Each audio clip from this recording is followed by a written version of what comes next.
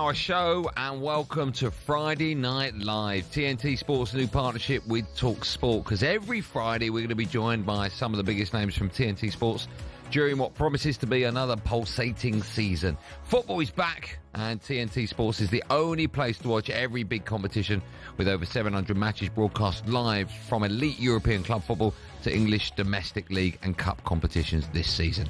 Still to come, we'll be looking ahead to this weekend's Women's Rugby World Cup quarterfinals. But first, we're delighted to be joined in the studio by a former England midfielder and TNT Sports pundit, the wonderful Fara Williams. Fara, hello. Right, Fara. How are you? Come close to the mic. A nice journey in listening to you guys in traffic. Went bad. That's nice. And you've come in. I nearly bought on half scarf on my way. What's your view on the half? Sport and 5 Live or something. How dare you? How dare you?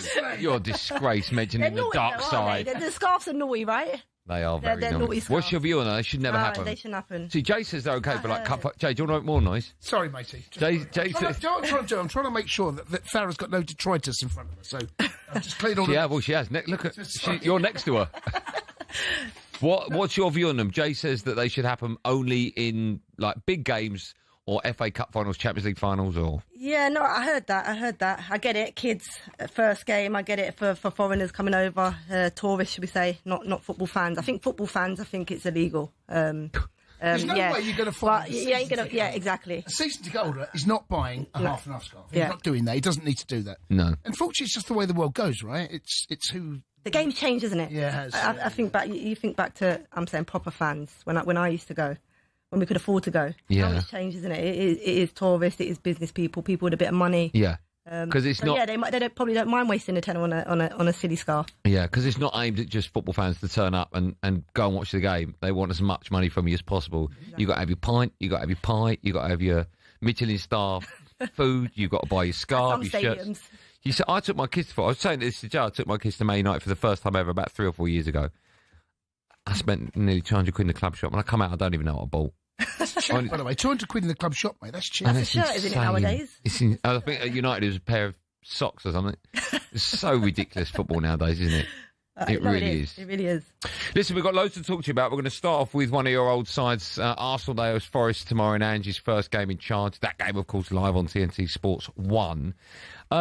Is it a bit of an unknown for Arsenal going up a side with a new manager, do you think? Or is it same old, same old? Because a lot of Forest fans think for this game tomorrow, there won't be too many changes. Yeah, I mean, I can't imagine there to be that many. I think the turnaround off the back of being a national for a couple of days, half a day and a 4 days training, probably not enough time to get, the changes in. I'm assuming that Ange will have going forward. I would imagine it will be the same there or thereabouts. But I think under Ange, I think there'd be a more adaptable team. I think if you look at the foundations that Nuno set in terms of that defensive, structure that they have, the counter-attack ability, and then obviously Ange and his expansive, different ends of the spectrums in terms of styles. But I think actually with the squad they have, I think going forward they'll be really adaptable. Do you think Ange is a good manager?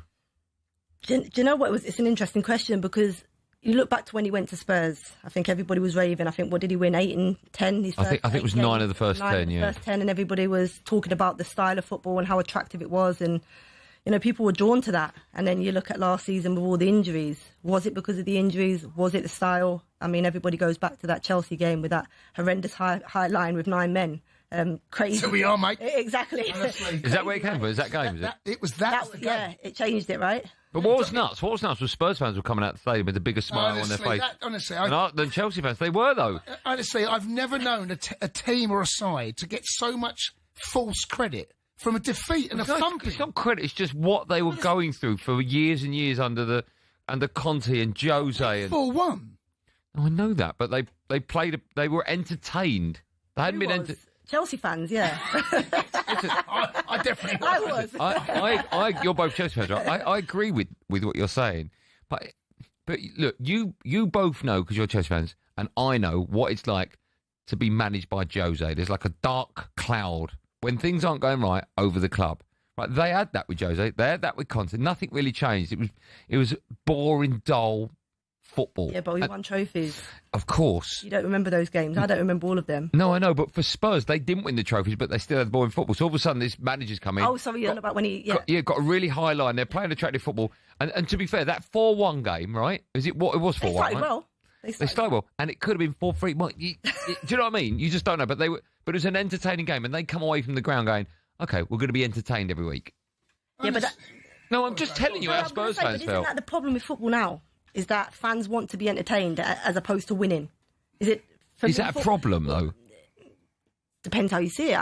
For me, I mean, when I first started watching Chelsea, we were a team that pretty much lost most of the time. And we had an era under Abramovich where we won a lot of trophies, and Chelsea, all of a sudden the fans, all they knew was success. And I'm sure if you ask any Chelsea fan what era or generation they want, they're probably, Chelsea are entertaining, I would say now. I'd argue that they are.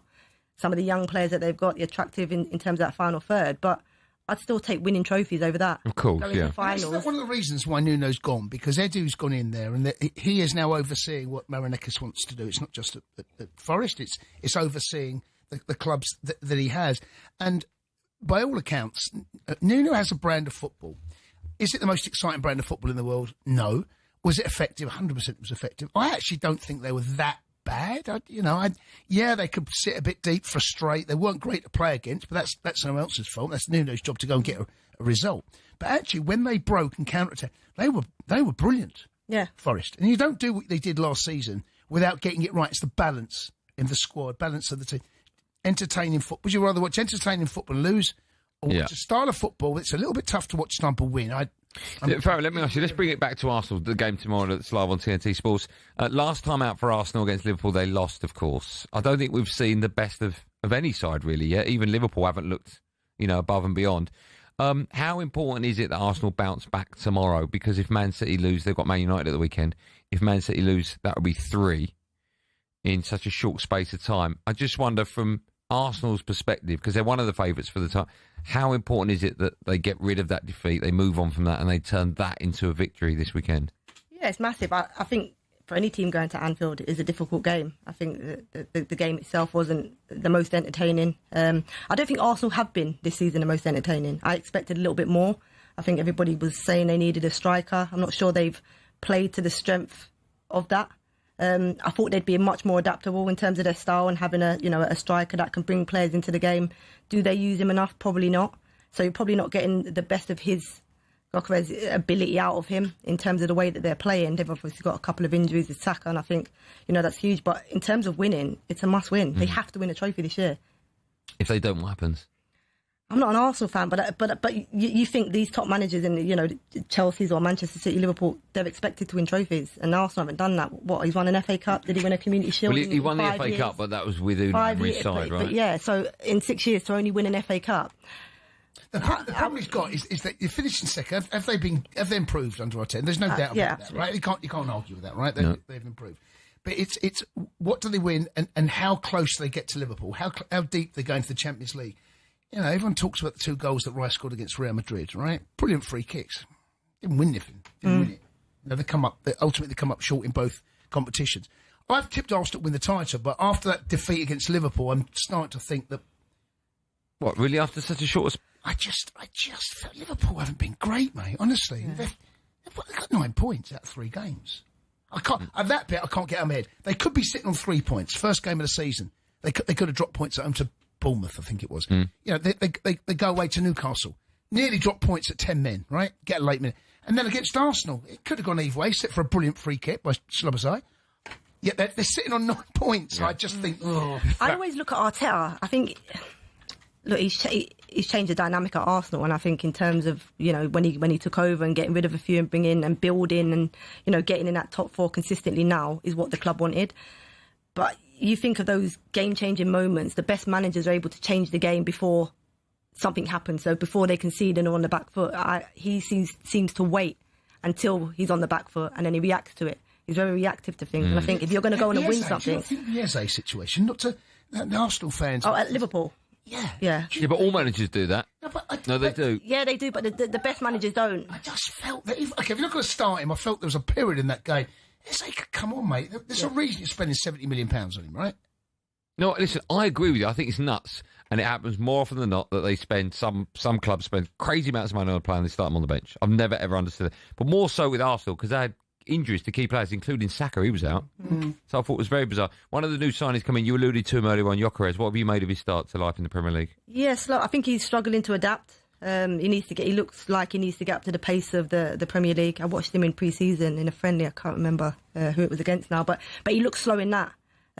He didn't look up to the pace. But as I say, it's difficult. I think he's a striker that only makes one movement. He don't rework. He doesn't make a second movement. So once he's got into an area, say if they're countering or if the ball's in wide areas, he's very slow to rework his movements. And I think he's then ahead of what's happening. So the likes of Saka, when they cut back, in terms of his positioning, to be in a good position to attack the ball, I feel like he's struggling a little bit. We know Arsenal play with inverted or opposite wingers, don't they? In terms of a left foot on the right-hand side and a right. So that ball ain't coming in early. And I feel like he's used to or makes those movements for that. And I feel like he's struggling a little bit, but they don't use his strengths as well.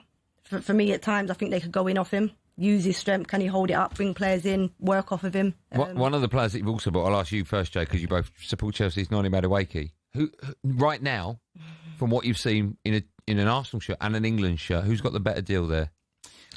Chelsea. Get rid of him. The problem is, I'm a Noni fan, right? And I know it was quite divided opinion of Chelsea fans. I know Arsenal fans, they set up a petition, for God's sake, right? But they're getting a good player, right? There's no doubt about they're getting a good. He's direct. I love the way that he gets his first instincts. Can I get past my fullback or wing back, whatever it might be, right? Chelsea made good money, and we've got Esteval, we've got young Brazilian boys coming, right? The squad's only so many places. We spent money on various different wingers, and we are stocked in those areas. And good luck to Noni. I'm disappointed to see him go, but he's 67 million, whatever it was. Chelsea doubled their money in 2 years. So you're quite pleased to see him go. Yeah, do you know what? I agree. I think he's got bags of talent. But I just think he's very inconsistent. I question sometimes maybe his mentality a little bit. I think his maturity. I think when you see him in an English shirt or the games that he's played in an English shirt, he's looked better. Yeah. Took his goal well, right? He did. He took it really well, cutting across the defender and the little lift over the keeper. So he shows it in glimpses. I don't think he shows it enough and consistently enough. They've got a good deal in terms of getting a player that is, young and But for Chelsea, as you say, we're loaded in those areas. And do I think he would be consistent enough to get us closer to a title? Probably not. So in losing him, I wasn't disappointed. Okay, because we're going to move on. Let me quickly ask you to round this off. How do you see the game going tomorrow, Farah? An Arsenal win. Yeah. Yeah. What score? Okay. Oh God, put me on the spot here. I'll go 2-0 Arsenal. 2-0 Jay? Yeah, I think comfortable. Yeah? Really comfortable. Okay. Yeah, It's what we do, mate. A reminder that TNT Sports bring you the Ange Postecoglou and his first game in charge of Forest. That's away at Arsenal tomorrow with exclusive coverage starting at 11 a.m. on TNT Sports 1. That's a game you can also hear live right here on talkSPORT. It's just who we are, mate.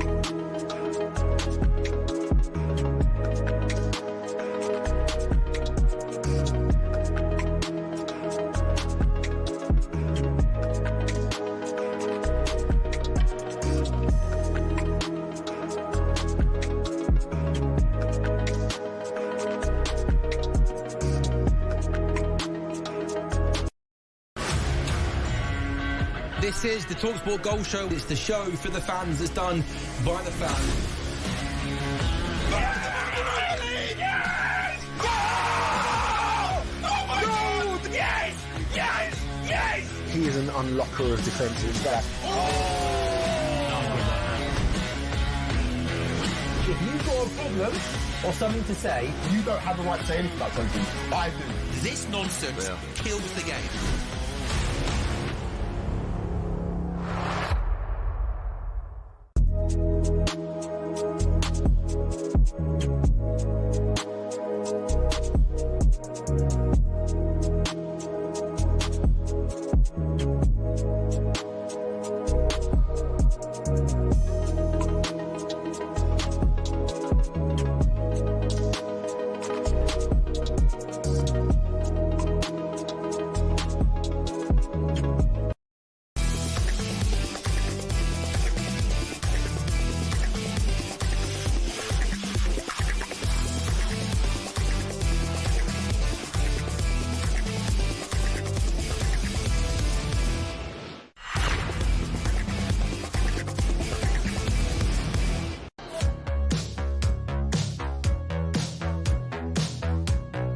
This is Friday Night Live, TNT Sports, new partnership with talkSPORT. To be Andy Goldstein, Jason Cundy, and the former England midfielder and TNT Sports pundit, the brilliant Fara Williams. Still to come, Jason Cundy will be standing in for Darren Bent in this week's edition of DB v TNT Sports. Now, though, this Sunday, TNT Sports 2 brings you exclusive coverage of the Misano MotoGP. I know you're a big fan of the MotoGP. I am a big fan of the GP, mate. Are you, whereabouts is the Misano MotoGP? This weekend? Yeah. In Misano? Yeah, exactly, yeah. Marc Marquez will be looking to move one step closer Italia. to a 9th world title, which is what you were talking about in the break, right? One step closer. One step closer. Let's get more on this now with someone who actually knows what he's talking about on the subject. TNT Sports MotoGP commentator Gav Emmett joins us. Hello, Gav. All right, Gav. How you doing, boys? You all right? Yeah, where is a good Friday evening there? Where is Misano? Where is Beautiful, that? Italy. Misano is. Have you heard of Rimini? Many a Rimini, week. Adriatic coast of Italy. It's absolutely beautiful, and right on the coastline here. Misano circuit's about a mile or two just inland. It's called the San Marino Grand Prix. San Marino's like a little republic, tiny tax haven, up on a hill overlooking this place, and this place is like the Italian Blackpool. You know, people. Is that how the travel agents sell it? Is there any donkeys on the beach? Maybe they don't. Maybe they don't. I've got a few tangerines going to be on to me after this one, aren't they? No, but I tell you what, it is the holiday destination for a lot of Italians. You come here, and it's their Mallorca, their Ibiza. They all come here, have a good time, and they extend the summer season here by a week by having a huge race. And obviously it's massive here in Italy to have motorcycle racing. So yeah, big MotoGP race this weekend. Gav, listen, none of us are going to pretend to know what we're talking about. That's why we've got an expert on in you. So I'm going to ask questions that might sound obvious, but I don't know the answer, and some of our listening millions might not either. Is the race, like, you know, the Monaco Grand Prix is actually on the streets of Monaco. Is it on the streets of where you are now? No, on motorcycle races. So it's not like the TT, for example, where they'll ride on the streets to the Isle of Man. All of MotoGP, just like the majority of Formula One circuits, full purpose-built circuit, and lots of safety runoff. The problem with motorcycles is, and they, you know, here they're going at max speeds, 190 miles per hour. You know, there's places we go, it's 230 miles per hour. And so when you crash on a motorcycle, you're not inside a cage, the safety cage that you get. You know, you don't have the hands devices, you don't have the hoop they have on the Formula One cars. They fall off and they bounce against the gravel and the air fences, and so you need runoff. So we don't go to street racing circuits in MotoGP, but we get to the speeds of Formula One. Gav, what sort of crowds do these send? Obviously, I see highlights and things because it's, you know, you watch TNT, you're going to see that. But what are they talking? They look like there's tens and tens of thousands there every time I watch. Absolutely, Jason. Last week we had in Barcelona 83,000 on race day. And that was just race day. So, you know, over a race weekend, you're talking some place we've been this year. We went to Le Mans in France, obviously where they do the 24-hour race. We have our bike race there. They had 300,000 fans over the racing weekend. So they had it was a record crowd for the modern era. They had 100,000 in, and they all came in on the Wednesday. And what happens a lot at these motorcycle events is people turn up on the Wednesday, and it's like they're Glastonbury. You turn up early on in a weekend, and people have a right party as well, right? For the whole, of course they do. Right, okay. Of course they do. Quite like the sound of it, you know, Gav. Blackpool, I think you'd like it. Yeah, you've thrown our beefer in there. Yeah. I think you've got all three of us coming to the next one. Come along. You're always welcome. Although it's in Japan in 2 weeks. So Perfect. You might want to make that one. We'll definitely come to that one as well. Listen, let me ask you. I mentioned Marc Marquez. I hope that's how I pronounce his name. Yeah, absolutely right. I've got this written down in front of me. I'm not going to pretend. It says here his unbeaten run came to an end in his home race last weekend, but it's only a matter of time before he wraps up that 9th world title. I would imagine, my question is, with 9 world titles, is he the greatest ever? So, with that 9th world title, he would equal a man you might have heard of who was huge in the 2000s, particularly in the UK. It was Valentino Rossi. I don't know if you heard of him. Yes. But he crossed over a little bit, a bit more into the mainstream of things, did Valentino. So he would equal him. There's another rider who was big in the 60s and 70s called Giacomo Agostini. Now, he's a legend. He's still going strong. He's in his 80s now, but he's got film star looks. He used to do films back in the 60s and 70s. He was massive. He was before the Barry Sheen era, and then we come through to the modern day. It was Valentino, and he's handed the baton over, not amicably, because him and Marc Marquez never got on. They had a bit of a clash, but Marc Marquez is the one now. He's looking to equal one of the greats of all time in Valentino. But the thing is, with Marc Marquez, yes, he's been on a run he had 15. We have a sprint on a Saturday and a main race on a Sunday. 15 in a row, he was unbeaten. And guess who beat him in Barcelona a week ago? His little brother. His little brother, Alex, beat him. And so they had a 1-2 with Alex in front for the very first time that they've ever had. So there's a little bit of brotherly needle. There's a little bit of history being made as well. Okay, I'll be honest. When you said guess who beat him, I thought he might have been here for a long time, because I was close to say Barry Sheen, if I'm being honest. Gav, listen. We don't have a Brit at the moment, so... Okay, that's not my fault. Gav, listen, it sounds like it's going to be a great race, and you've certainly sold it to us. We're desperate to come out there now and have some fun with you. But thanks so much for coming and enjoy it as well. It seems to be a great weekend ahead of us. No, honestly, we all have a great time over the weekend, and it's good. It's a good, fun place to be here, and it's a good, fun thing to watch on the box too. You out tonight, Gav? Already had one sat here with the guys. Look at him. Gav, listen to the question. Get the old TNT credit card out, Gav. Gav, listen to the question. Are you out tonight? Who's asking? TNT Sports have just texted me. 100%. Yeah, good. 100% yes. Gav, enjoy it. We'll see you in about 4 hours. Cheers, Andy. See you later. A reminder that TNT Sports 2 bring you exclusive and extensive coverage of that MotoGP across the weekend, with a race taking place at 1 p.m.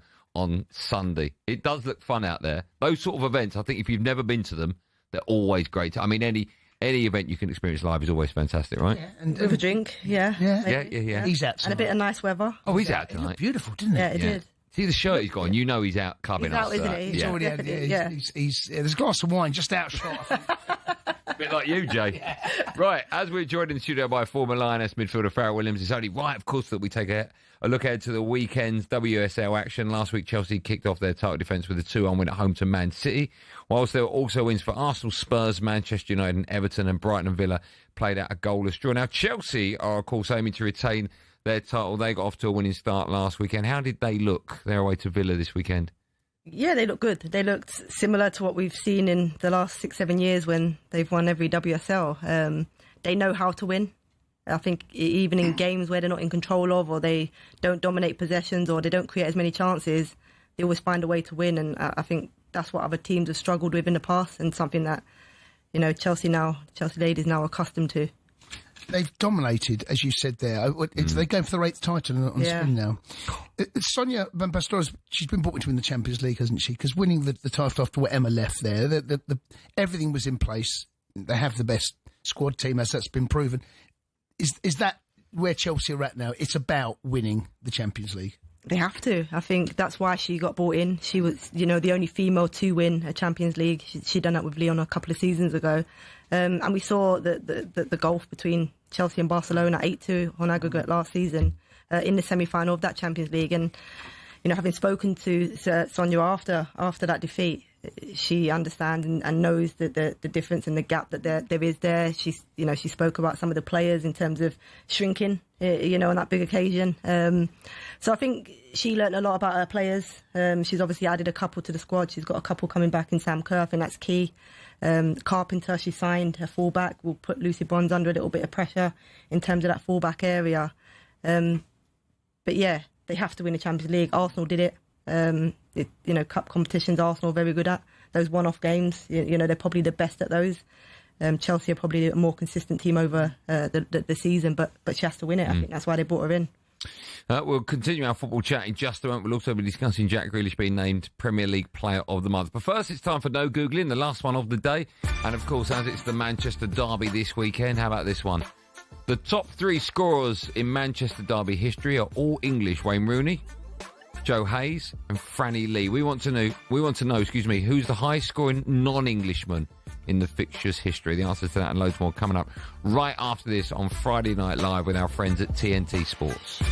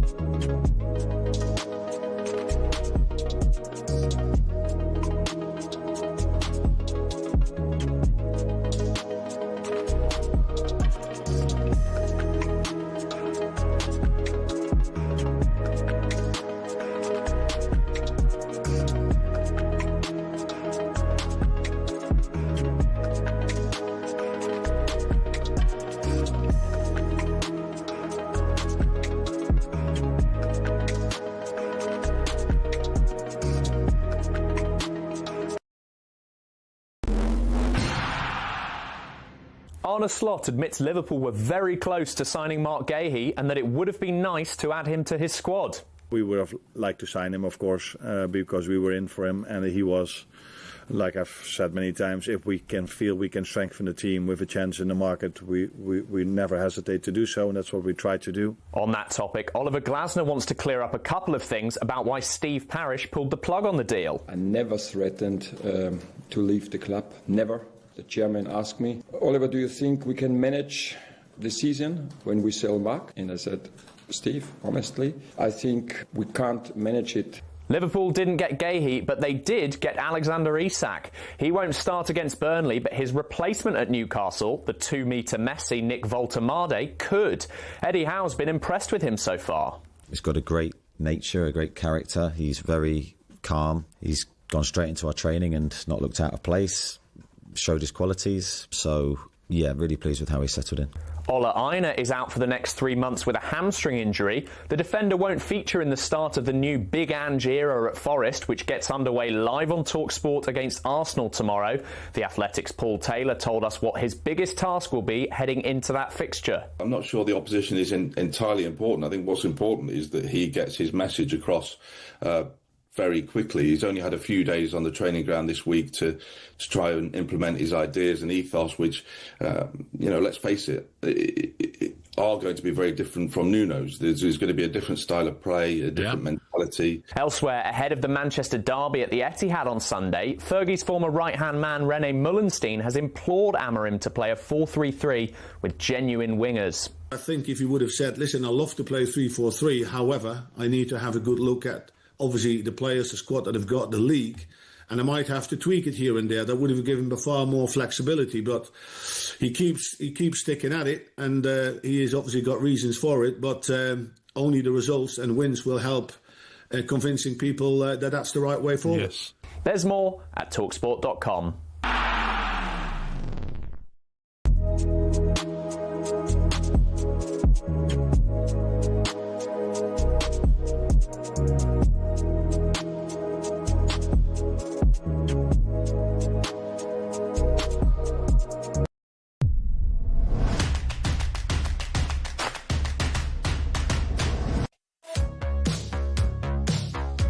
You listen to Friday Night Live, TNT Sports brand new last hour show on talkSPORT with me, Andy Goldstein, Jason Cundy.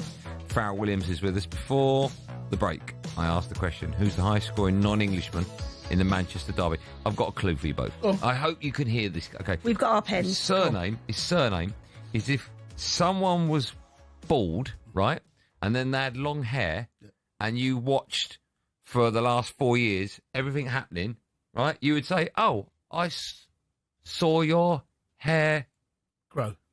Yeah, but previously. I saw you not grow. Look at me. Not grow. Retrieve. I saw your hair. Sounds like past tense. Not grow. Grown. No, grew. Growing. Right, so that's his surname. Your hair grew. Right? Put that down. So I could put hair as well? No, the whole thing. Your hair grew. Your hair grew. Right. He's done this. I heard this one you did before. No, this is made great. No sense. Same question, right? Same about a kid, he was little, and then you watched him get bigger, you'd say, oh, I saw you grow. Right, that's his first name. Grow your hair grow. No. I saw you grow. I saw you grow. Right, so read out what you've got. His first name is I saw you grow. And his surname is I saw you grow your hair grow. I saw you grow your hair grow. I saw your hair grow. Listen to Farah, because she can say it properly. I saw you grow your hair grow. What footballers that play for Man City? I saw you grow your hair grow. Say it loudly. Yeah. I saw you grow your hair grew. I saw you grow. I saw you grow your hair grew. Hair grew. Come on, everyone can hear that. Hair grew. I saw you grow your hair. Saw you grow your hair grew. Oh my God! Can you not hear it? No. Saw you grow your hair grew. Please get this. I'm not moving on. His first name is I saw you grow. I saw you grow your hair grew. And his surname is Sergio Aguero. Oh. Sergio Giorgini. There you go. Sergio Aguero. You grow your hair. I mean, yeah. I mean, you bigged it up as the best you've ever done. Oh, it was good. I don't know whether that's going to stick to that. We shall move on. A reminder that over on talkSPORT 2, you can hear exclusive commentary of Ipswich against Sheffield United in the Championships. Championship, go on, please. There's also WSL action tonight as Arsenal head to West Ham. Ian Abrams is watching that one for talkSPORT. He's got all the team news for us now. Moose, good evening. Good evening. Sergio Aguero. Anyway, Arsenal, yes, they come here off the back of a 4-1 win last weekend at the Emirates against the London City Lionesses, who were promoted last season. 3 changes to that side. In come Frida Manham, Ford, and also Beth Mead. Out go Kelly, who's not even in the squad tonight, Palova and Smith. For West Ham, who were beaten 1-0 at Spurs, the late penalty accounting for them there. Megan Walsh comes in goal for Simiak, who's injured. She was injured in the second half of that game. And Tiziak who played so well at the Euros. She comes into defence as well. We start here in Dagenham at 7:30. Boots, good work as always. Right now, this weekend sees the Women's Rugby World Cup reach the quarter-final stage. Tomorrow, New Zealand face South Africa, whilst Canada are up against Australia. Then on Sunday, France play Ireland and England face Scotland. There's only one man we can speak to about this for a number of reasons. One, he's an expert, and two, he's desperate to be back on the show. As we say hello and good evening to TNT Sports pundit and former England Rugby Union star and friend of the show, Ugo Monye, the ladies' man, joins us. Ugo, good evening. Ugo. How you doing? All right. How are you? You all right? Well, you look like you're stuck in a cubicle in Next. Yeah, it's not far off. I'm in a hotel in Exeter ahead of the quarterfinals. But yeah, I'd probably not position the camera all that well, have I? No, you look great, as always. You all right? You had a good week? I've had a cracking week. I've had a really good... I saw Fara actually last week. She's the most aggressive but competitive golfer you'll ever come across. Oh, you both played golf, did you? No, I'm the worst golfer. I'm the most entertaining golfer. No, you're not. No, yes, you're not. What's your handicap, Fara? No, I can't play golf. Oh, fine. It's a ladies' day that they do that brings everybody together, and we basically do putting and driving and, with a trainer. And I'm not great, and I just entertain. Ugo don't like the fact that I win a big bottle of Moe at the end. Oh, is that what it's about? It's about the bottle of Moe, is it? And he doesn't like it. I won again this year. Most entertaining. The thing is, last year, as Farah's already said, she's not great at golf. She's there for the lulz. We absolutely love it. But last year in the handing out awards, I picked up 3 or 4, who's counting, and then Farah didn't get one. And she was flipping tables and everything because she didn't get an award. She was so aggressive. I loved it. I think Ugo Monye is just annoyed that he's not Ugo Moe. That's the joke I'm looking for. Agree. All right, listen, we've got you on. We've got to talk about England. They've been favourites with the bookies to go on and win since the start. How have they looked? They've looked good. They've looked really good. And, almost feels weird to say they've just looked good considering they blasted Australia last week, 47 points to 7. They've scored over 30 tries so far. This World Cup, they've only conceded 2. They are flying.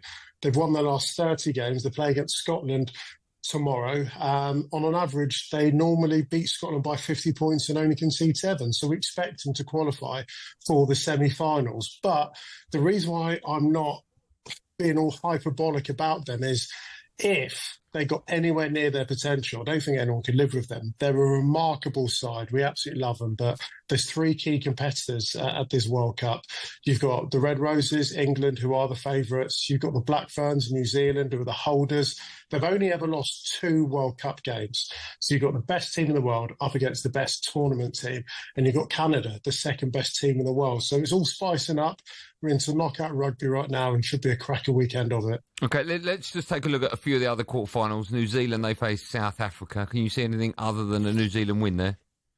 No, but the weather, is meant to hammer it down with rain tomorrow, which may suit the South African. South African creating their own history, first ever quarterfinals, but the Black Ferns are just relentless. I watched them in Brighton last week. They were on fire. They were absolutely class. So, I'm predicting a Black Ferns win there. OK. Ireland got up against France on Sunday. How do you see that one going?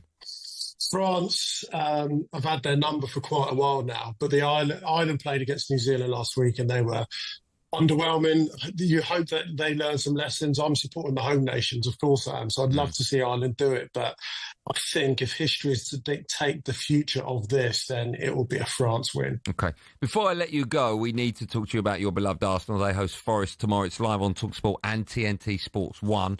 Big Angie's first game in charge of Forest. Does that worry you at all? Would you rather be playing a Forest side under Nuno?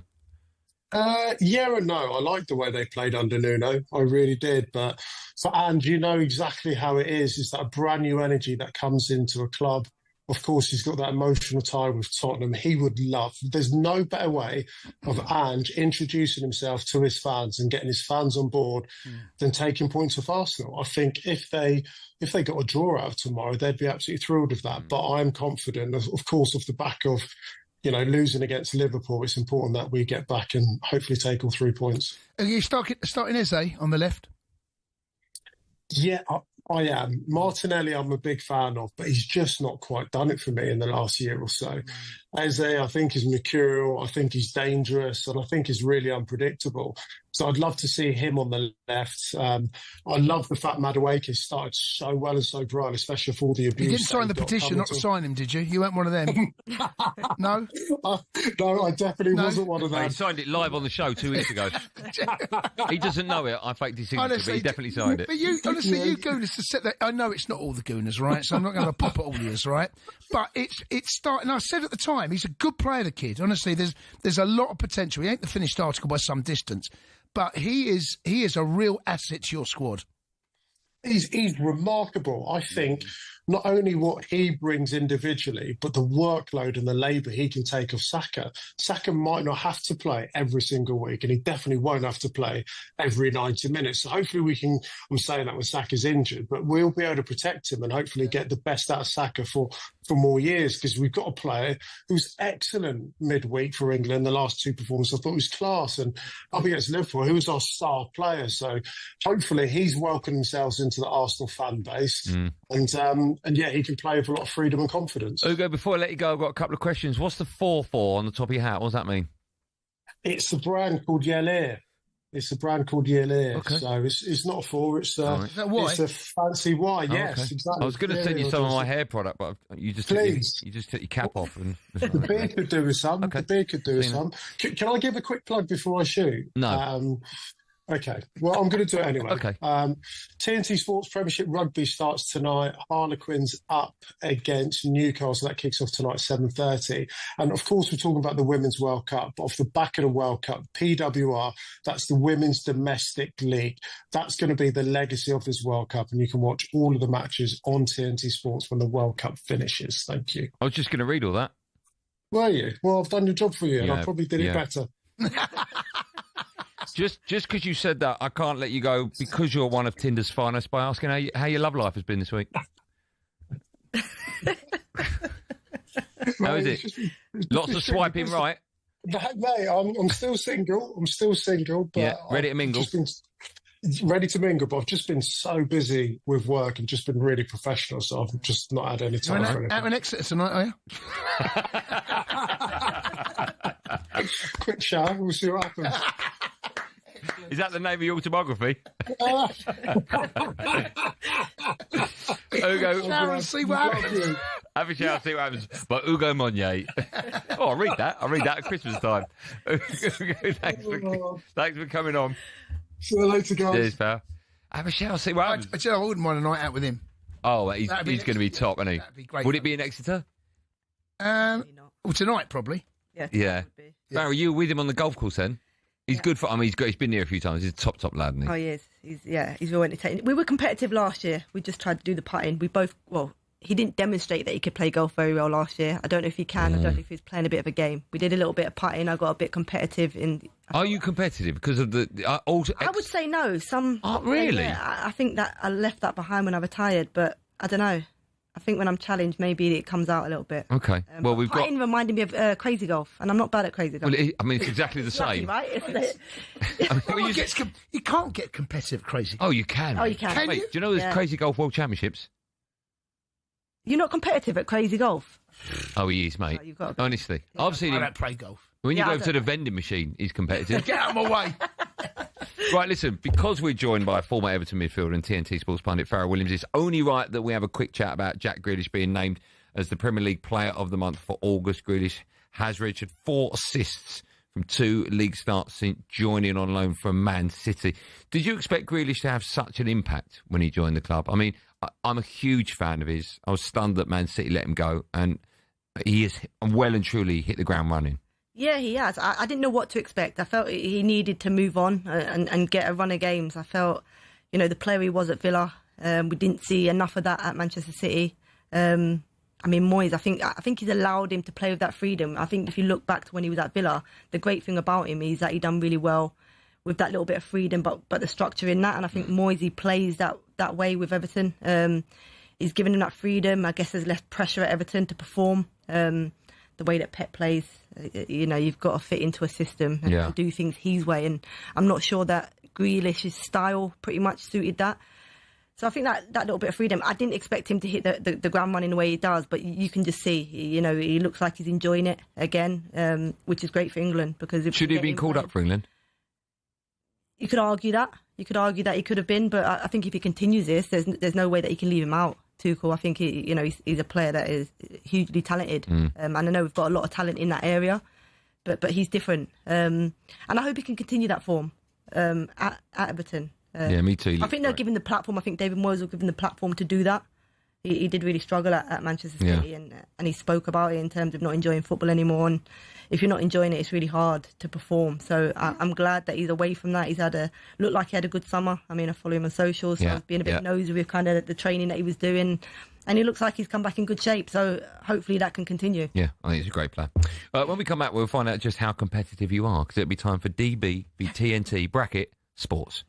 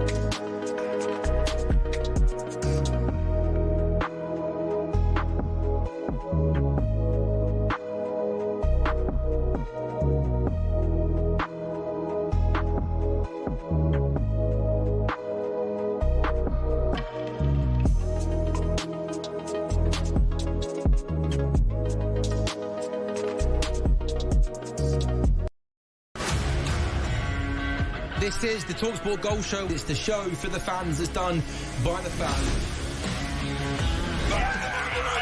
Yes! Oh! Oh my God! Yes! Yes! Yes! He is an unlocker of defensive back.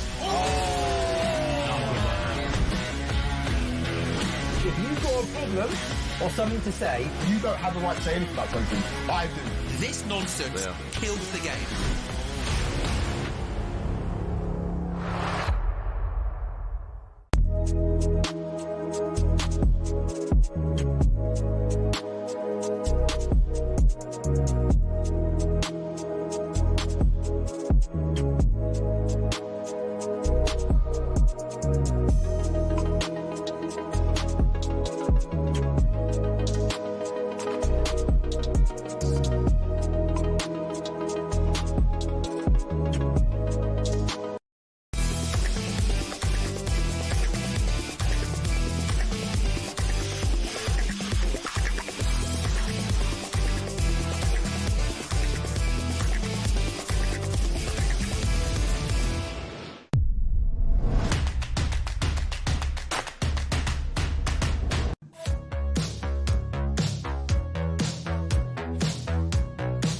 It's Friday Night Live, TNT Sports' new partnership with talkSPORT. It's me, Andy Goldstein, Jason Cundy, and former England midfielder and big golf fan and TNT Sports pundit Fara Williams. Now, a reminder that over on talkSPORT 2, you can hear exclusive commentary of Ipswich against Sheffield United. Go on the Blades in the Championship.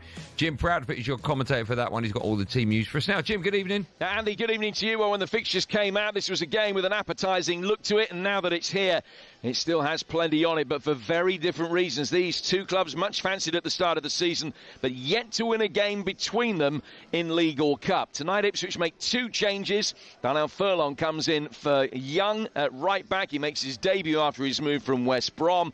Connor Chaplin's gone to Portsmouth, so Chuba Akpom comes in to replace him, and he makes his first start for the club.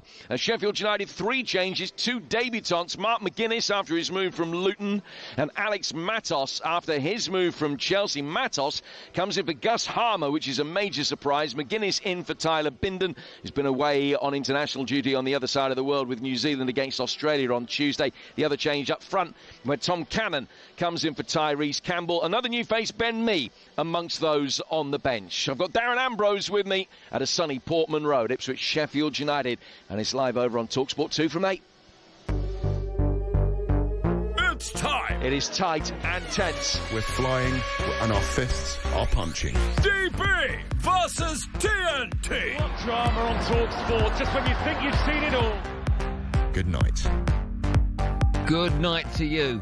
Yes, this is our brand new feature, DBV TNT Sports, where each week... What are you looking at me like for? Well, why can't you change it to JC? Well, because that's not the name of it. It's not about you. But fine, but on the screen you can. No, it's not about you. No, because you're stepping off the subs bench. You're not meant to be here, right? And if you carry on like that, it'll be the last time you are here.